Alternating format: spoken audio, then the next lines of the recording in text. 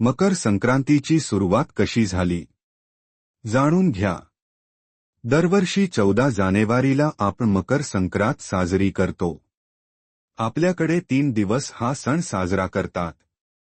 13 तारखेला भोगी, 14 तारखेला संक्रांत आणि 15 तारखेला किंक्रांत असे याला म्हटले जाते।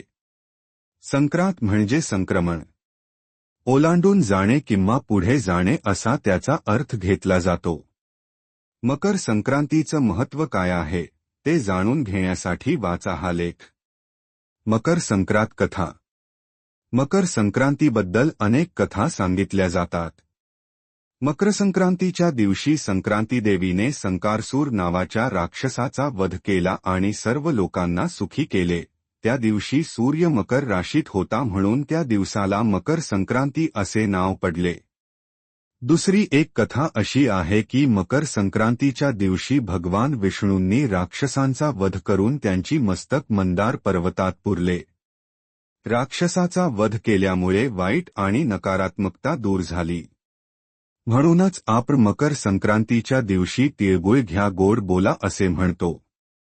एकमेकांमधील नकारात्मकता दूर करण्याचा प्रयत्न करण्यासाठी हा दिवस योग्य आहे।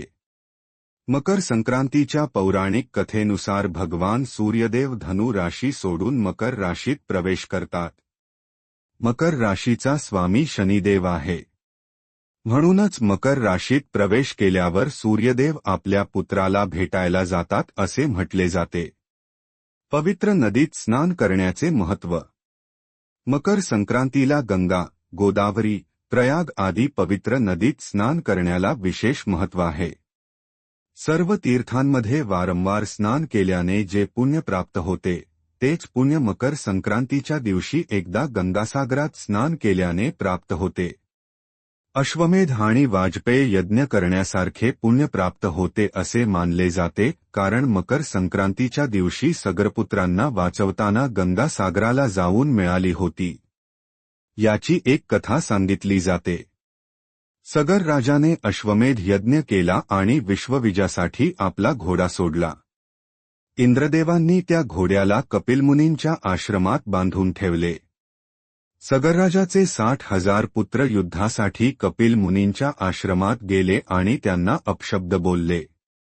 कपिलमुनींनी क्रोधित होऊन त्यांना भस्म केले।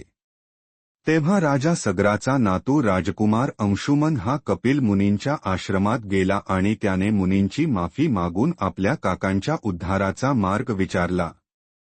तेव्हा कपिल मुनींनी सांगितले, गंगेला पृथ्वीवर आणावे लागेल। अंशुमनने कठोर तपश्चर्या केली आणि त्यातच आपले प्राण दिले। आपल्या आजोबांचे तप भगीरथ पुढे घेऊन गेला। हा भगीरथ राजा दिलीपचा मुलगा आणि अंशुमनचा नातू होता। भगीरथाच्या तपाने गंगा प्रसन्न होऊन पृथ्वीवर आली, पण तिच्या प्रचंड प्रवाहाने पृथ्वीवर हाहाकार माजला। तेव्हा भगीरथाने भगवान शंभोशंकराची तपश्चर्या केली, जेणेकरून महादेवांच्या जटेतून गंगेचे पाणी पृथ्वीवर प्रवाहित होईल। महादेवाने भगीरथाच्या कठोर तपश्चर्येवर प्रसन्न होऊन त्याला इच्छित वरदान दिले। यानंतर गंगा महादेवाच्या केसात लीन होऊन पृथ्वीवर वाहत गेली। भगीरथाने गंगेला मार्ग दाखवला आणि गंगा कपिल मुनींच्या आश्रमात गेली। तिथे त्याचे पूर्वज मोक्षाची वाट पाहत होते। भगीरथाच्या पूर्वजांना गंगेच्या पवित्र पाण्याने वाचवले। त्यानंतर गंगा समुद्रात मिसळून गेली। ज्या दिवशी गंगा कपिल मुनींच्या आश्रमात पोहोचली तो दिवस मकर संक्रांतीचा दिवस होता।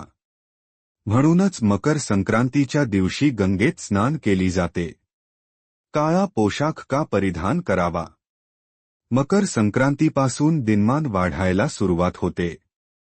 काळोख्या मोठ्या रात्रीला काळ्या रंगाची वस्त्रे नेसून निरोप दिला जातो। म्हणून संक्रांती दिवशी काळे कपडे घातले जातात असे म्हणतात। जानेवारी महिना म्हणजे थंडीचे दिवस, त्यात काळा रंग उष्णता शोषून घेतो। थंडीच्या दिवसात शरीर उबदार रहावे म्हणून मकर संक्रांतीला काळ्या रंगाचे कपडे घालण्याची पद्धत रूढ झाली आहे। काही जण म्हणतात काळा हा नकारात्मकतेचा रंग आहे। तो सहसा शुभ कार्यात घातला जात नाही, पण संक्रांतीमध्ये आवर्जून काळा पेहराव घातला जातो. त्यावर हलव्याचे दागिने घातले जातात. म्हणजे फक्त काळा असे होत नाही, तर त्यात दागिन्याच्या रूपात पांढरा रंग एकरूप होतो. शरीराला उष्ण ठेवणाऱ्या तिळाचे सेवन व्हावे म्हणूनच तिळगुळ खाल्ला जातो. सूर्याचे उत्तरायण सुरू. प्रत्येक महिन्यांतच संक्रांत येत असते. म्हणजेच सूर्याचे एका राशीतून दुसऱ्या राशीत संक्रमण अर्थात मार्गक्रमण होत असते.